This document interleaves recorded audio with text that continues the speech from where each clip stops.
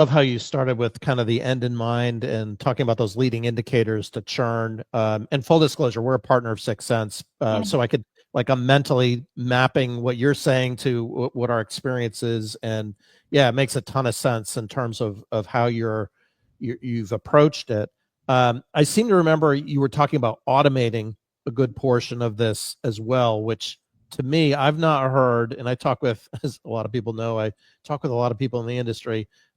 Very few talk about the automation side of that customer mapping and dropping it in and being able to kind of query that information.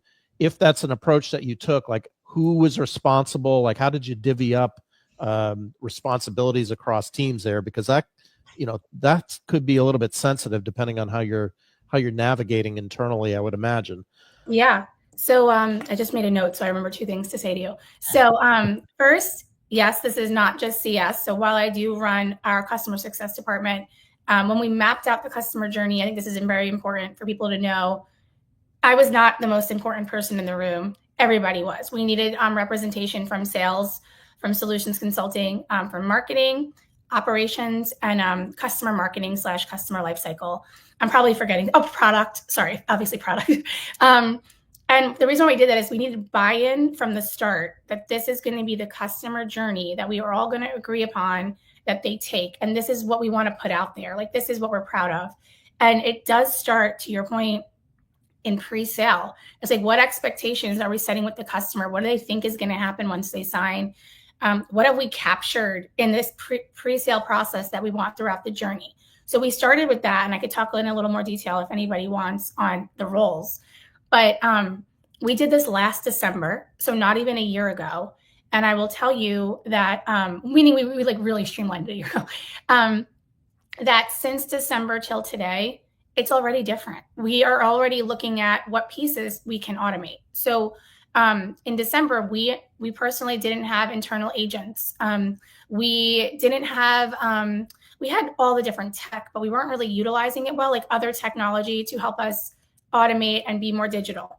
So we now have that. And what we did was we basically took the life cycle that we mapped out, and similar how I said with the customer, like what are the moments that matter? It's kind of thinking of the lens of what are the moments that matter and need to be human, and what are the moments that can be automated and still not feel like robotic, and just, you can't go fully AI on things. You gotta still have a human touch for CS. But there were things like I just mentioned, like drops in usage. My CSM does not have to send you an email on that. They can, but we have automation that is now going to let you know and advise you how you should be doing it. Different tutorials. We're a user of Gainsight and Matic.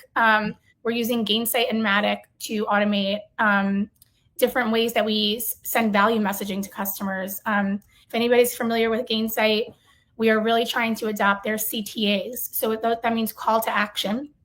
And you can make the call to action automated, which is really freaking cool, excuse my language, or human, and say, hey, CSM, like we noticed this, you have to do that. So we did have to take a step back and see what we have that we can automate and still have that, personal touch. Like, I think it's very important to still speak in the brand voice, your own voice. And, we have an internal agent that can do that too.